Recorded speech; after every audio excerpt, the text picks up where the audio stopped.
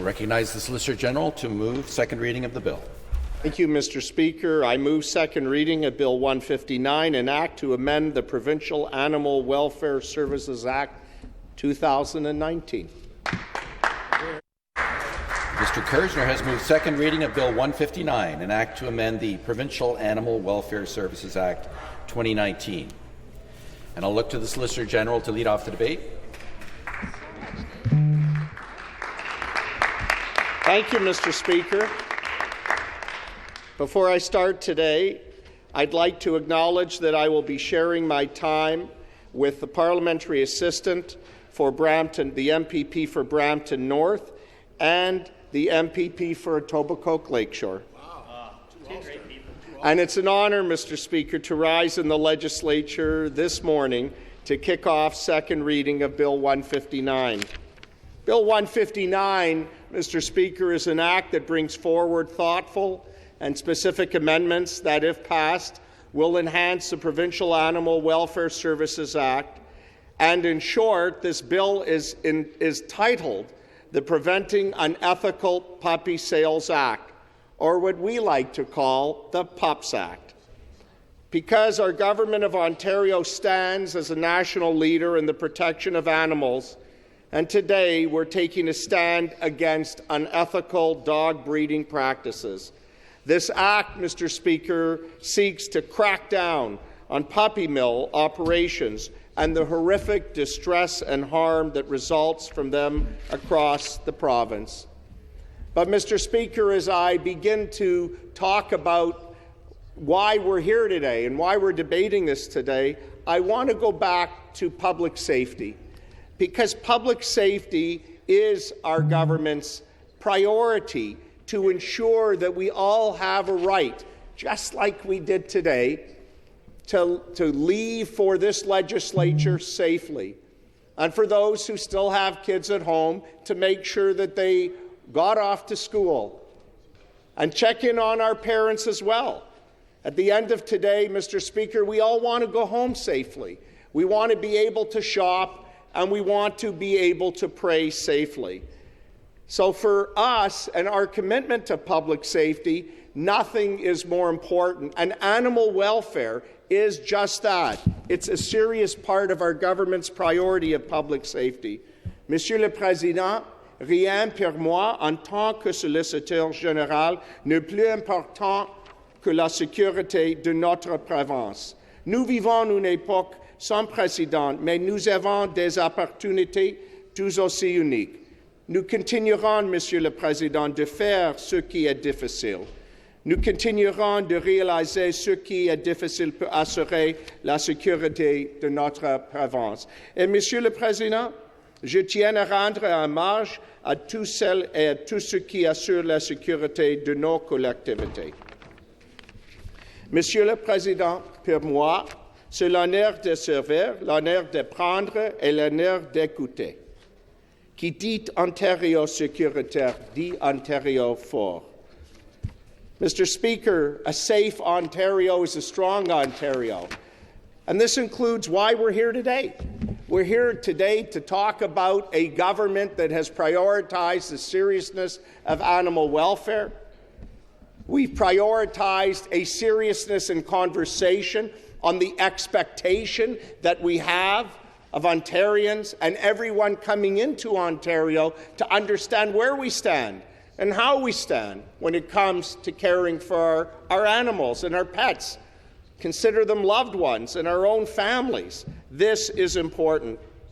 But, Mr. Speaker, you won't find the term puppy mill in the law or on the books, neither in Canada or in the U.S., but the horrors of these types of operations inflict on dogs are well known, and it's not right. A puppy mill is a general term used to describe a dog breeder that engages in overbreeding of dogs, neglect, and the absence of proper care and attention, causing immense suffering to innocent creatures, to innocent animals. Puppy mills are a world apart from the thousands of responsible dog breeders who put a great amount of time and care and planning into breeding their dogs. And they invest in quality kennels and other supports such as veterinary care, and they're selective in the dogs they breed and routinely screen for potential buyers in a good way to ensure that animals are going to a good home. Mr. Speaker, while puppy mills is a colloquial term, the effects these operations have on dogs can be devastating. Dogs are often in puppy mills, locked up in cages and badly treated, and sometimes they're sick and unnourished. And I'm looking around the chamber, Mr. Speaker, this morning. So many of my colleagues are proud owners of dogs, and they care for them like their own family because they are family. But puppy mills have a connotation, and again, it is this colloquial term that these operations can be devastating to the dogs. And what makes matters worse, Mr. Speaker, is that every day Ontarians are unknowingly purchasing dogs out of these facilities with intentions of adding new members to their family. And please God, those dogs should be with the family for a very long time, only to be victim of purchasing in an unhealthy animal that may require extensive veterinary care over the course of the life. And again, I want to draw and delineate the distinction between people that are buying dogs or acquiring dogs or adopting dogs from wonderful, wonderful people that do this legitimately. We're not talking about those people. We're talking about the people that are unethical, and that's why we're here today. The animals themselves do not deserve to be treated as victims just because they're born. The harsh reality, thank you.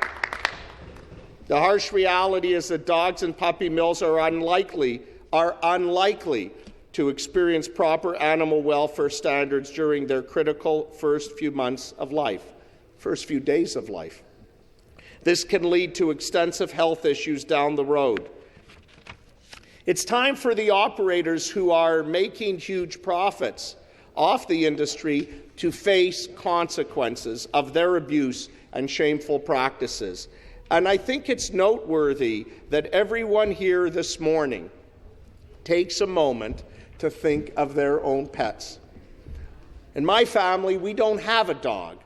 We have a rabbit that my daughter adopted when she was very young, and now she's in 4th year at Queen's University. But that rabbit has become part of our family. And if we had adopted a dog, we would treat it with the same degree of seriousness. Mr. Speaker, there is not a clear picture of how many puppy mills exist in the province due to the often hidden nature of these operations. These are clandestine operations in some cases.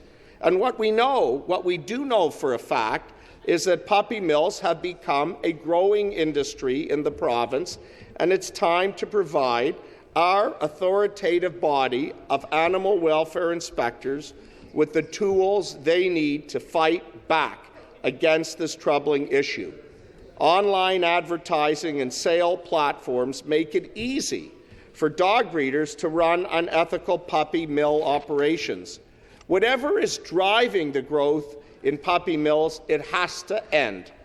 And Mr. Speaker, our government is introducing amendments to the Provincial Animal Welfare Services Act, a piece of legislation that I'm proud about. I'm proud that we have something on our books called the PAWS Act. I'm proud that our government stands up every day for the people, for our animal welfare inspectors that get dressed in the morning and go to work and help ensure that our animals are treated fairly. And when we look at the numbers of what they've done just in the last few years, it's astounding. And they will continue to ensure that the standard, that the expectation, that the message of how we must treat our animals is adhered to. The proposed bill will create new definitions of dog and transfer and provide greater clarity in the legislation. If passed, this will create more tools this Provincial Animal Services Act and the amendments will create more tools to stop harmful practices associated with puppy mills and penalize those who are abusing dogs in this regard, and make sure that dogs across the province receive proper care and attention they deserve. Let me give some context and some background to the Provincial Animal Welfare Services Act, or the PAWS Act. And before I outline in greater detail the proposed Preventing Unethical Puppy Sales Act, or the PUPS Act, I'd like to provide a bit of background and clarity to this House. Our government was the first in Canada, and I spoke about this a few minutes ago, to create a full provincially run, government-based animal welfare enforcement system. Thank you. And I want to give a shout out to our Premier, because he made it happen. And he's a dog owner himself. And specifically, the government's Provincial Animal Welfare Services PAWS Act came into force on January 1, 2020. I want to also acknowledge my predecessor, our Deputy Premier, for her commitment to bringing that act into life. Without her personal involvement and her interest, this would have never happened. So I want to thank the member from Dufferin-Caledon, our Deputy Premier, for her work on that. And this Act implemented a new enforcement model with inspectors that provided province-wide coverage, including those specialized expertise in livestock, equines, and more. And today, across the province, as I've already said, Ontario's animal welfare inspectors enforce the PAWS Act. The PAWS Act also enabled courts to impose the highest financial penalties for offenders of any Canadian province or territory. We also updated prohibitions and obligations, such as inhibiting the return of dog fighting equipment to a person who has been convicted of an offence. And we made it an offence to harm or attempt to harm a service animal or one that works with peace officers, such as a horse or police dog.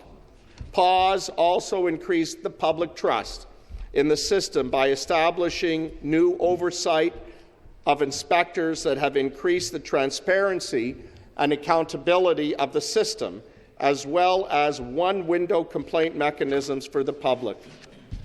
The legislation has established a multidisciplinary advisory table made up of a wide range of experts, including veterinarians, agriculture representatives, academics, animal advocates, and others who provide advice to the ministry on a continuing basis. And that was just the start. We remain committed to creating and maintaining and enhancing a strong animal welfare system that protects animals. And we appreciate the work that they do every day. I want to highlight that again. We appreciate the work that our animal welfare inspectors do every day. And in June of this past year, last year, we passed the Strengthening Safety and Modernizing Justice Act that included amendments to build on the Provincial Animal Welfare Services Act and enhance its capabilities. And this Act clarified that the Animal Care Review Board processes and permits the immediate removal of an animal by an animal welfare inspector if it is in critical distress. It also creates a requirement for animal owners and custodians to inform animal welfare services when ownership of an animal changes, and provides contact information for the new caretaker in cases where there is a compliance or order outstanding. And this helps ensures that animal welfare issues are addressed. And, Madam Speaker, owners cannot shirk their responsibility simply by changing the name of an owner of an animal. Further, the Act improves the recovery costs incurred to provide care for animals in distress that have been removed by animal welfare services by providing greater specificity on the types of costs that go into removing an animal. And Madam Speaker, I'll add that the proposed PUPS Act also contains clarifying amendments to the PAWS Act that build on the changes from last June and enable the use of the Ministry of Finance's enhanced debt collection tools. People that need to pay a fine must pay that fine. And this will help animal welfare services recover unpaid debts to the Crown, such as animal care costs, itemized in statement of accounts that are issued to an accused. Owners of dogs are subject to all measures in the PAWS Act, including general prohibition against causing distress. And now, through this proposed new legislation, Madam Speaker, Ontario would become the first jurisdiction in Canada to insert the term puppy mills into the legislation. And you know what, Madam Speaker? I think this is really historic. But let me tell you why it's so important. Let me tell you about the landscape of dog breeding, which we know is complex. The member from Timiskaming Cochrane will know, as a member in rural Ontario, why this is important. And as I previously mentioned, many kennels that would be characterized as puppy mills do not operate as a registered business, and large volumes of dog sales occur online. This is a problem. And I've said it again. I'll repeat it again. Potential owners may never meet a puppy's biological parents or tour the facility where they were born or raised. And this is no fault of their own. I want to give a special mention to my colleague and friend from Etobicoke Lakeshore. For many years as a parliamentary assistant to the Solicitor General, both to myself and to my predecessor, the Deputy Premier. And she paid special attention, and she had a surgical focus of wanting to see this PUPS Act come alive. And I want to thank her so much today. Madam Speaker, proper dog breeding is expensive. And I've noted earlier, responsible breeders often, and I might add likely always, treat their dogs like their family, ensuring that they're housed in a comfortable, proper kennel with all the necessary conditions for them to grow and succeed. And sometimes these facilities are even located within a breeder's home, and dogs are fed and cared for. A good dog breeder does not overbreed and will spend many hours with the new mothers and pups, making sure that they're in good health, especially on those critical early days of life. The term puppy mill, and again, we have to differentiate what is an ethical breeder from an unethical breeder.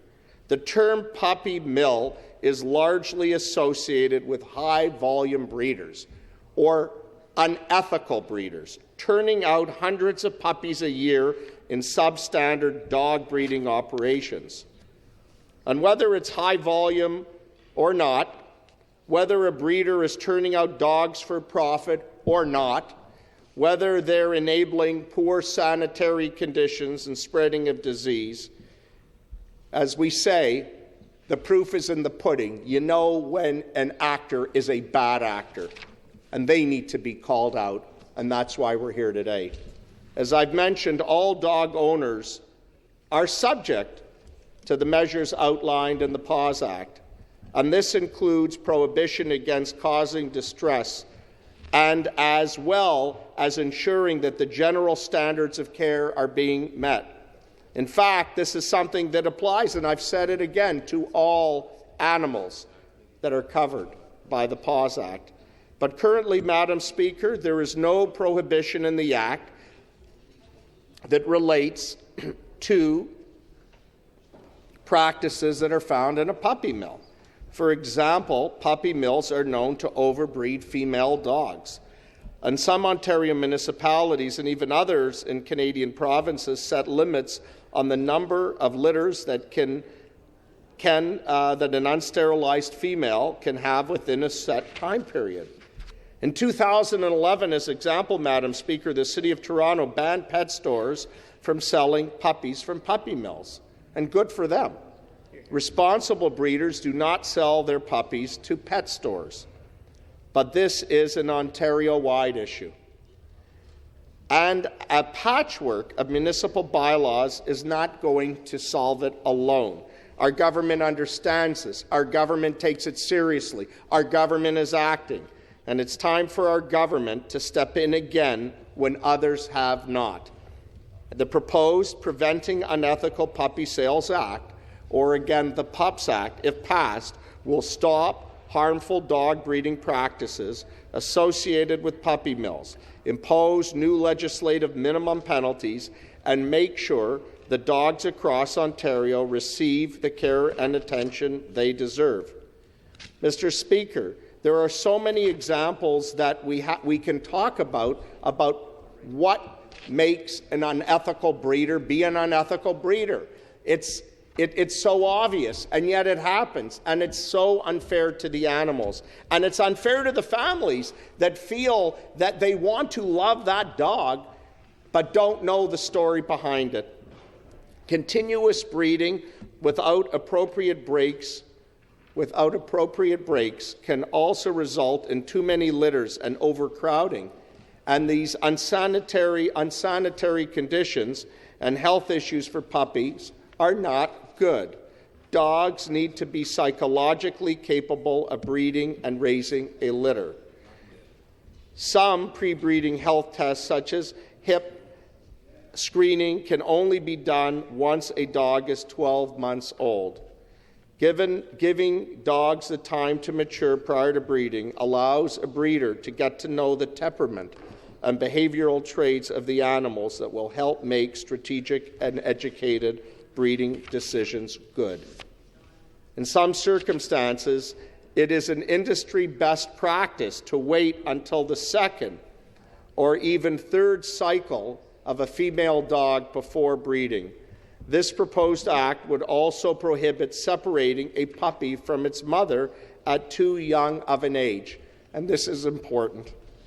In the early weeks of a puppy's life, they are fully dependent on their mom and will begin to learn the social skills from their mother.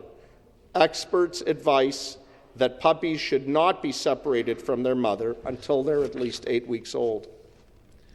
Mr. Speaker, there's so many things that are so important that this government recognizes in animal welfare. But I think it's the tone, and it's building on the foundation that we've set in place. Wherever we go in Ontario, people love their pets. This is something that we cherish. Ontario already has one of the strongest penalties of any Canadian province or territory for animal welfare violation. And to encourage compliance with the proposed Bill 159, our legislation includes minimum penalties, $10,000, Madam Speaker, for violating any of the new puppy mill prohibitions, and $25,000 if a violation causes a dog's death or euthanization. I cannot emphasize this strongly enough. The proposed legislation does not target responsible dog breeders. It targets the bad actors.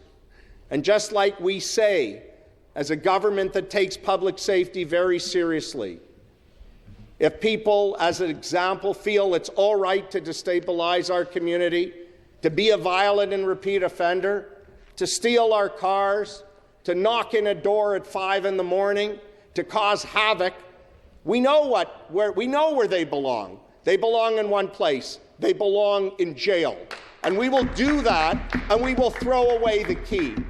And, Madam Speaker, it's no different for someone who can't comply with good breeding practices. That's why there has to be penalties. That's why there has to be consequences. That's why we're here today.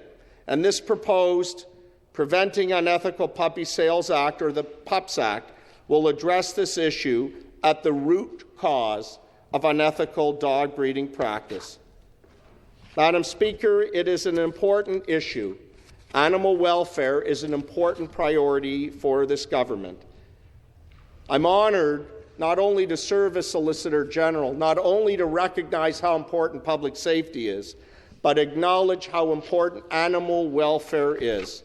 And that's why this government, under the leadership of Premier Ford, will always look for additional ways to strengthen the animal welfare system in Ontario and to ensure that appropriate and effective measures are in place to provide animals with the protection they deserve. Thank you, Madam Speaker.